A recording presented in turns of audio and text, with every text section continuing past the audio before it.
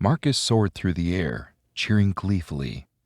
The sense of victory from having saved all those people filled him with joy. He remembered the smiles on their faces and how they cheered for him. It was an unmistakable feeling he could not easily move on from. He felt a sense of accomplishment, a sense of needing to help the people of New York. After all, he loved the city. There was no way he could ever let anything bad happen to it. He swung by his apartment quickly, sailing through the window the same way he had gone out, quickly grabbing a change of clothes and a duffel bag before jumping straight back out the window.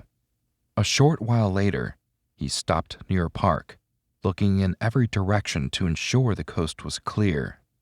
It was a smaller park, and therefore made it easier for there not to be many people around. He descended until he came to a soft landing on the green grass.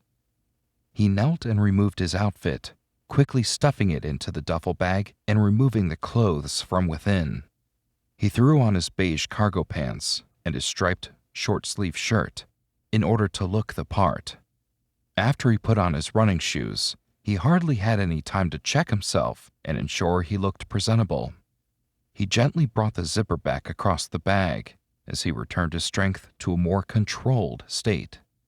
In his daily life as Marcus Newton, he was more mindful of his strength, carefully monitoring every move he made.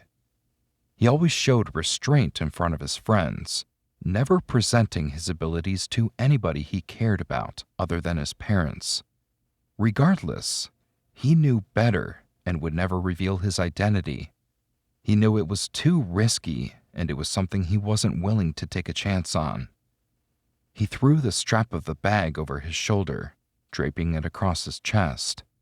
As he left the park, he quickly removed the glow from his eyes as he made his way straight into the crowded New York City sidewalks. As chaotic as they were, Marcus wasn't bothered by it.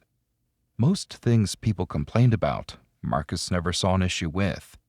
He always thought complaining about trivial matters was simply a waste of time.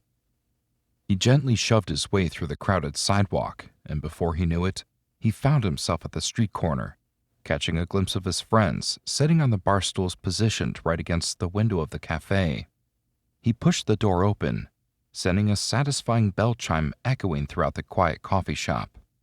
Despite the commotion outside, the shop maintained a quiet and comfortable atmosphere. At the sound of the bell, his friends turned to see him, raising their arms to wave him over. "About time you showed up. We thought you got lost or something," Jack said. "I'm not surprised." Ariel's soft-spoken but harsh words cut into him. She wasn't demeaning him by any means, but unlike Jack, she wasn't used to Marcus's tardiness. Of course, he would never be able to tell either of them why he was always late, but he had gotten quite used to coming up with excuses. Neither Jack or Ariel seemed to mind whether they were good or not. He often wondered what they really thought he was doing, but he figured it was best not to dwell on the issue. "Sorry, guys," Marcus spoke as he pulled out the stool next to Ariel. "Traffic's crazy out there." "You don't drive?" Ariel spoke as she tilted her head in confusion. "You know what I meant. Pedestrian traffic," said Marcus as he stuffed the duffel bag under the table, hoping to keep it out of sight as much as possible. "Whatever you say." Ariel dismissed his ridiculous notion, bringing a sly smile to the corner of her lips.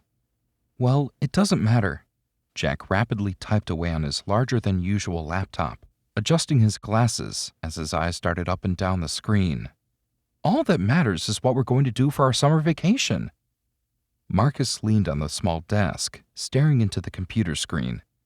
Jack had written up a document that contained a plethora of summer-oriented activities. Whether he intended to do all of them with Marcus and Ariel was uncertain, but he certainly intended to do them, one way or another. "What's all this?" He realized how obvious the question was the moment he spoke it. "I mean, I know what it is, but why show us? A guy can't show his friends a bunch of things he wants to do this summer?" Jack spoke with a slight sneer as he briefly scratched his shaggy red hair. "Well, of course you can." Marcus spoke as if it were a matter of fact. "It's just, I told you I would be busy this summer." "You're busy every summer," Jack pointed out. "Why can't you lighten up and just hang out with us for a summer? It gets boring without you." Jack seemed to take notice of Ariel. "No offense." "Whatever." She seemed unaffected by what Jack said. "Anyway," Jack said as he attempted to move on from the awkwardness of the situation, "you bail on us every summer, always claiming to be busy or off somewhere else without even thinking of inviting your friends. Whether you go to your parents' place in Florida or not, that's none of my business. However, I'd appreciate being brought into the equation sometimes." "You're always a part of the equation," Marcus insisted, catching a glimpse of Ariel's skeptical eyes. "It's like I said, I'm just busy." "Well, whether you're busy or not, you'll be joining us on a few of these little excursions. Mark my words," Jack insisted. Marcus remained silent. Secretly, Marcus always admired Jack's persistence. Shortly after, Marcus ordered a coffee and conversed with his friends for a while. He didn't get to spend quality time with them as often as he liked. Fulfilling his responsibilities as Helios required being willing to spring into action when duty calls. It always raised eyebrows whenever he abruptly fled the scene.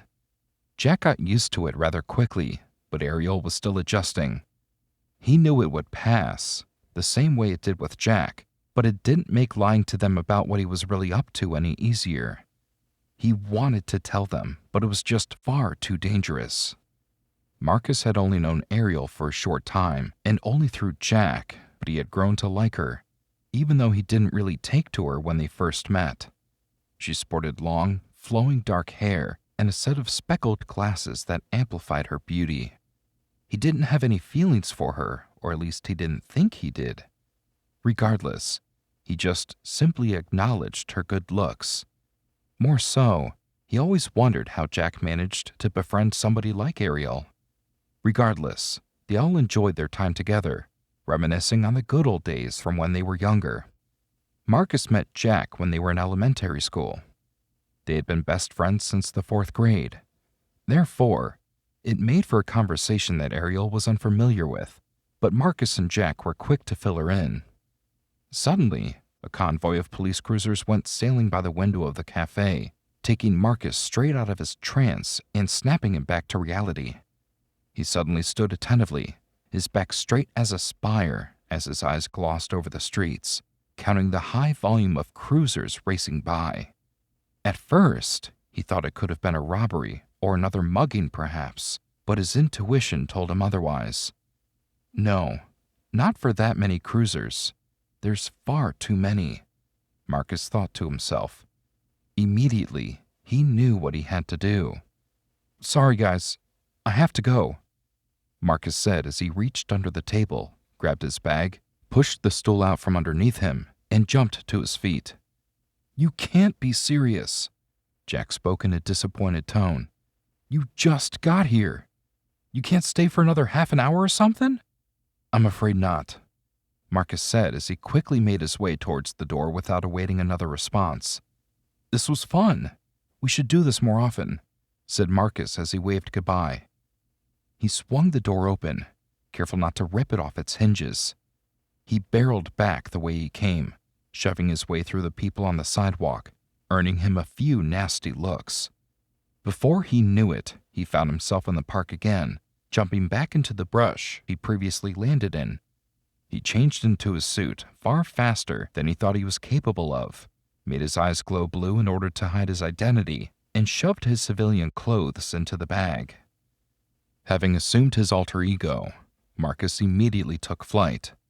He brought the duffel bag with him, coming to a stop on top of one of the higher buildings in the area, placing the bag on the roof.